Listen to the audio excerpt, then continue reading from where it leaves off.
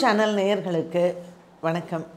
இன்னைக்கு இந்த பதிவில் வந்து நாம் லேடிஸ்க்கு வேணுங்கிற ஒரு சின்ன சின்ன வீட்டு டிப்ஸ் தான் வந்து சொல்ல போகிறோம். இது நீங்கள் வாஸ்து டிப்ஸாகவும் எடுத்துக்கலாம், இல்லை ஒரு குடும்பத்தில் நமக்கு ஒரு ஐஸ்வர்யம் வருவதற்கோ, இல்லை நம்ம என்ன மாதிரியான தவறுகள் சில நேரத்தில் செய்கிறோம் இல்லையா, அதை மாற்றிக்கிறதுக்கு கூட இந்த பதிவை நீங்கள் எடுத்துக்கொள்ளலாம்.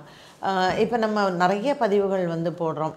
ஒரு ஆன்மீகத்தில் வந்து விளக்கேற்றுறது எப்படி இருக்கணும், வீட்டில் சாமி கும்பிட்றது எப்படி இருக்கணும், சாமி ரூமில் காஞ்ச பூவெல்லாம் எடுக்கணும். ஸோ அட்வைஸாகவும் நம்ம சொல்கிறோம். சில பேருக்கு அது குறிப்புகளாகவும் எடுத்துக்கிறாங்க. ஏன்னா நிறைய பேர் வந்து அவேர்னஸ் இல்லாமல் இருக்கிறது தான். இப்போ வெளிநாட்டிலலாம் வந்து போய் ரொம்ப வருடம் அவங்க அங்கே தங்கி இருக்கும் பொழுது நம்மளுடைய கலாச்சாரங்களும் இல்லை நம்மளுடைய பாரம்பரியம் என்ன அப்படிங்கிறது நிறைய பேருக்கு தெரியறது கிடையாது. சின்ன விஷயங்களாக இருக்கலாம், ஆனால் இட் மேக்ஸ் நம்ம அதில் ஒரு சேஞ்ச் பண்ணோம் அப்படின்னு சொன்னால் it makes great impact. So லைஃப்பில் வந்து நம்ம வீட்டு நம்ம சரி பண்ணும் பொழுதோ இல்லை வீடு விஷயங்கள் நம்ம பேசும் பொழுதோ ஒரு ஃபோட்டோ ஃப்ரேம் தான் இருக்கும். என்ன சொல்லுவோன்னா, மகாபாரத போர் நடக்கக்கூடிய அந்த படங்கள் வந்து வீட்டுடைய வரவேற்பறையில் வைக்கக்கூடாது, இல்லை ஒரு மிருகத்தினுடைய முகம், ஒரு ஹண்டிங் போகிற இப்போ ஜமீன்தார் வீட்டிலலாம் பார்த்திங்கன்னா ஒரு பெரிய அவங்களுக்கு ஒரு பெருமை, ஒரு புலியோடைய முகத்தை வைப்பாங்க, ஒரு பெரிய யானை தந்தத்தை எல்லாம் வைப்பாங்க.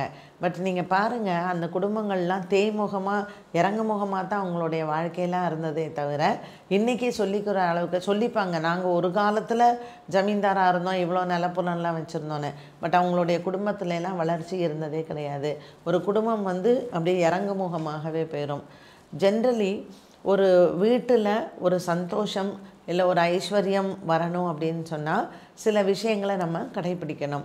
இப்போ புல்லாங்குழல் ஊதுற கிருஷ்ணனை வச்சுக்கக்கூடாது அப்படின்னு ஒரு சிலரினுடைய கருத்து. ஒரு சிலர் வந்து தாராளமாக வச்சுக்கலான்னு. பட் நம்ம வரவேற்பறையில் புல்லாங்குழல் ஊதுற கிருஷ்ணன் ஒரு இடுப்பில் கை வச்சுக்கிறதோ, புல்லாங்குழல் ஊதுற கிருஷ்ணனோ வந்து பார்த்திங்கன்னா சிலை வடிவத்தில் இருக்கும்போது அது ரொம்ப அழகாக இருக்கும். ஆனால் அதை வந்து அதை ஃபோட்டோ ஃப்ரேமாக வைக்காதீங்க. வீட்டோட வரவேற்பறையில் அதை அந்த மாதிரியான ஃபோட்டோஸ் வைக்க வேண்டாம். ஏன்னா வீட்டுக்கு வந்து எப்பொழுதுமே ஒரு கஷ்டத்தை கொடுக்கும், ஐஸ்வர்யம் வராது அப்படின்னு சிலரினுடைய கருத்தாக இருக்கலாம்.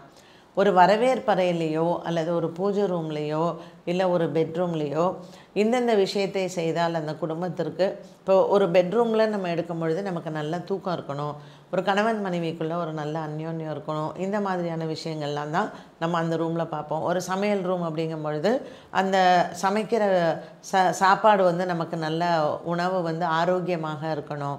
இப்போ அந்த சமையல் ரூமில் நம்ம எப்படியெல்லாம் வச்சுக்கணும்னு இப்படி பல விஷயங்களை நம்ம குடும்பத்தில் பார்க்கும் பொழுது நம்ம வீட்டை பெருக்கக்கூடிய துடைப்பம், விளக்குமாறு, இதை கூட நம்ம முன்னோர்கள் வந்து செவ்வாய்க்கிழமையோ வெள்ளிக்கிழமையோ துடைப்பத்தை வந்து போய் கடையில் வாங்க மாட்டாங்க.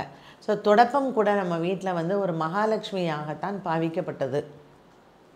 அது வீட்டினுடைய குப்பையை நம்ம எடுக்கிறதுக்கு துடைப்பத்தை நம்ம பயன்படுத்தினா கூட துடைப்பத்தை வந்து நாம் ஒரு செவ்வாய்க்கிழமையோ வெள்ளிக்கிழமையோ நம்ம வாங்கக்கூடாது.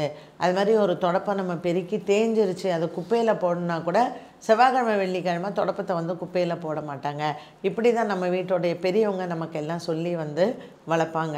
அண்ட் துடைப்பம் வந்து இப்போ பொதுவாக அதை பெருக்கிட்டு வந்து அந்த நுனி வந்து தரையில் படுற மாதிரி வைக்கக்கூடாது. அதை வந்து தலை மாற்றி தான் நம்ம வந்து கதவுக்கு பின்புறத்தில் வைக்கணும் அப்படின்னு சொல்லி. அண்டு குப்பையை வந்து ஜென்ரலாகவே நம்ம விளக்குமாரில் பெருக்கி குப்பையோடையே சேர்த்து விளக்குமாரையும் வீட்டில் வைக்கக்கூடாது. அது வீட்டை வந்து அது வீட்டில் இருக்கக்கூடிய ஐஸ்வர்யத்தை வந்து குறைச்சிடும் அப்படிங்கிறதும் நம்மளுடைய முன்னோர்கள் சொல்லி வைத்தது தான். இதை நம்ம ப்ராக்டிக்கலாகவே நம்ம பார்த்தோன்னா, சயின்டிஃபிக் ரீசனாகவே நம்ம பார்த்தோம் அப்படின்னு சொன்னால், ஒரு துடைப்பத்தை வந்து நம்ம பெருக்கி குப்பையோடையே வச்சுட்டா அந்த குப்பை திரும்பவும் வீட்டுக்குள்ளேயே தான் வரும். அதை நம்ம வந்து அதை முறத்தில் எடுத்து அது குப்பை கூடையில் போட்டுட்டு நம்ம விளக்குமாற வைக்கணும் அப்படிங்கிறது ஒரு சார்ட் ஆஃப் டிசிப்ளின் தான் வீட்டில் நம்ம செய்கிறத. ஸோ நம்ம பெரியவங்க என்ன பண்ணாங்க, அதை ஒரு சாஸ்திரமாக நமக்கு சொல்லி கொடுத்தாங்க. விளக்குமாற வந்து இப்படி நேராக வைக்காத, அதை வந்து தலை மாற்றி வை, அண்ட் வந்து குப்பையை வந்து ஒரு ஓரமாக குப்பையை சேர்த்து வைக்காத, குப்பையை பெருக்கிட்டா அதை மொத்தமாக நம்ம அதை எடுத்து குப்பையை வந்து அதை எடுத்து நம்ம குப்பை கூடையில் போடணும் அப்படிங்கிறது தான். இந்த விளக்குமார் வந்து பார்த்திங்கன்னா நமக்கு ஒரு வீட்டு மித்தத்தை பெருக்கக்கூடிய விளக்குமாராக இருக்கலாம். நம்ம என்ன பண்ணுவோம், இதை பிரித்து வச்சுப்போம். வீட்டு வாசல் பெருக்கிறதுக்கு தனி விளக்குமாறு, வீடை உள்ளே நம்ம பெருக்கிறதுக்கான தனி விளக்குமாறு, பின்னாடி மித்தம் இதெல்லாம் பெருக்கிறதுக்கு தனி விளக்குமாறு தான் பொதுவாகவே எல்லார் வீடுகள்லையுமே இப்படி தான் வந்து விளக்குமாரை பிரித்து வச்சுப்பாங்க. ஒரே விளக்குமாரை எல்லாத்துக்கும் நம்ம யூஸ் பண்ணவும் மாட்டோம். ஸோ இது ஹைஜீன் காரணமாகவும் தான். இந்த விளக்குமாரை நம்ம வைக்கும் பொழுது எந்த இடத்துல நம்ம வீட்டில் வந்து பொதுவாக வைக்கக்கூடியதுன்னு, இப்போ வாஸ்துப்படி பார்க்கும் பொழுது ஒரு ட்ரைனேஜ், ஒரு சாக்கடை வந்து இங்கே தான் இருக்கணும் அப்படிங்கிறது நம்ம வாஸ்துப்படி தான் நம்ம பண்ணுவோம். ஜென்ரலி அதே மாதிரி நம்ம தொடப்பமாக இருக்கட்டும், இல்லை இந்த முறம், குப்பை எடுக்கக்கூடிய முறமாக இருக்கட்டும், இது எல்லாமே நம்மளுடைய வீட்டினுடைய பின்புறத்தில், முன்னாடியெல்லாம் சொல்லுவாங்க இல்லையா, புழக்கடை அப்படின்னு சொல்கிறாங்க. ஸோ வீட்டினுடைய பின்புறத்தில் எங்கே வந்து நம்ம இந்த குப்பையெல்லாம் தள்ளுகிறோமோ அந்த இடங்களில் நம்ம விளக்குமாறையும் அந்த டஸ்ட்பின்னையும் அங்கே நம்ம அதை எடுக்கக்கூடிய முறங்களையும் அந்த இடத்துல வைக்கலாம். So 2 reason. ஒன்று, நமக்கு ரொம்ப ஈஸியாக இருக்கும் ஆக்சஸ்ஸு. 2வது, அந்த சாக்கடையே வாஸ்துப்படி தான் நம்ம வைக்கிறோம். அப்போ வைக்கும்பொழுது அது பக்கத்துலேயே அந்த விளக்குமாரெல்லாம் வச்சுட்டோம் அப்படின்னு சொன்னால் அந்த இடம் அப்படிங்கிறதே அது குப்பைக்கான ஒரு இடமாகவும் வாஸ்துப்படி இருக்கும். நம்மளுடைய வீட்டுக்கும் அதில் எந்த விதமான தோஷங்களும் வந்து வராது. பட் இன்றைக்கி வந்து பார்த்திங்கன்னா அந்த விளக்குமாரோடைய கான்செப்டே நிறைய விட்டுட்டு இந்த ரோபோ மிஷினில் வந்து அது சுற்றுது, அதில் தான் குப்பை எடுக்கிறாங்க. அப்புறம் துடைக்கிறது வந்து மாப்ஸ்டிக் வந்து பார்த்திங்கன்னா அதுவும் இன்றைக்கி இருக்கக்கூடிய நம்மளுடைய லைஃப் ஸ்டைலில் வந்து நிறைய சேஞ்சஸில் நம்ம கொண்டுட்டு வந்துட்டோம். அண்ட் இந்த மிஷின்லாம் இப்போ நம்ம பழைய பாரம்பரியத்தில் ஒரு தென்னந்தொடப்பம் வச்சுருப்போம், ஒரு பூந்தொடப்பம் வச்சுருப்போம், ஒரு முறம் வச்சுருப்போம். இதுதான் நம்ம பேசிக்காக நம்ம யூஸ் பண்ணது. ஸோ இன்றைக்கி வந்து உங்களுக்கு டஸ்டெல்லாம் எடுத்துறது, விளக்குமாரை வச்சு பெருக்கிறதே லேடிஸ்க்கு வந்து ஒரு பெரிய கஷ்டமாக ஃபீல் பண்ணி எல்லாமே ஈஸியாக இருக்கணும், ஒரு மிஷின் போட்டால் எல்லாமே பண்ணிடணுங்கிற அளவுக்கு இன்றைக்கி நம்ம லைஃப் ஸ்டைலில் வச்சுருக்கோம். ஸோ இதுவும் ரொம்ப ஒரு தவறானது தான். விளக்குமாறு எதுக்கு நம்ம யூஸ் பண்ணுறோம்? நம்ம குனிஞ்சு பெருக்கணும் அப்படின்னு சொன்னால் நம்மளுடைய முதுகு எலும்புக்கு அது ஒரு பெரிய எக்ஸசைஸ். ஸோ நம்ம இன்றைக்கி பெல்விக்கு போன் வந்து வீக்காக இருக்குது, அதுக்கு தனியாக ஒரு ஃபிசியோதெரப்பி பண்ணுறோம். தைஸ் வந்து அதுக்கு தனியாக. இதெல்லாம் லேடிஸ்க்கு ஈஸி. டெலிவரி இருந்தது, டெலிவரி ஆனதுக்கப்புறமா அவங்களுடைய உடம்பு ஃபிட்டாக இருந்தது. இது எல்லாமே இந்த குனிஞ்சு பெருக்கிறதுனால தான். அது தென்னந்தொடப்பமாக இருக்கலாம், இல்லைன்னா பூந்தொடப்பமாக இருக்கலாம். உங்கள் வீட்டில் வீடு பெருக்கிற தொடப்பமாக இருந்தாலும் எல்லாமே நம்ம புழக்கடையில் வைக்கிறது நல்லது. இப்போ ஃப்ளாட் சிஸ்டம். ஸோ இது புழக்கடைங்கிறது தனியாக இருக்காது. ஸோ உங்கள் வீட்டில் நீங்கள் பாத்ரூம்குள்ளே இருக்கக்கூடிய பாத்ரூம் வாஷ் பண்ணக்கூடிய விளக்குமாரை பாத்ரூமில் வைங்க. அண்ட் வீடு பெருக்கக்கூடிய விளக்குமாரை வந்து கிச்சனில் நம்ம ஃப்ரிட்ஜெல்லாம் வைக்கிறோம் இல்லையா, ஸோ அந்த ஃப்ரிட்ஜு பக்கத்தில் ஏதாவது ஒரு கார்னரில் இந்த விளக்குமாறு வைங்க.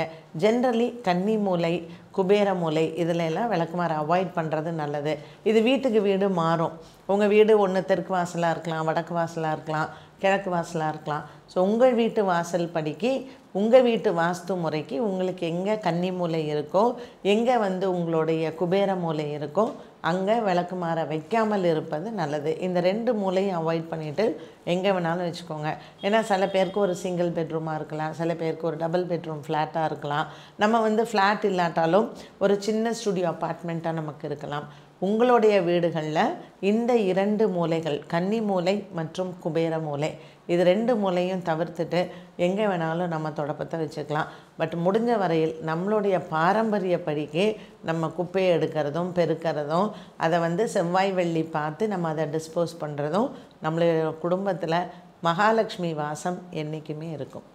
என்ன நேயர்களே, இன்றைய பதிவு ஒரு சாதாரண தொடப்பத்தை பற்றி தான். பட் அதில் இவ்வளோ விஷயங்கள் இருக்கா அப்படின்னு நீங்களும் தெரிஞ்சுக்குவீங்க. மீண்டும் சந்திக்கும் வரை நன்றி, வணக்கம்.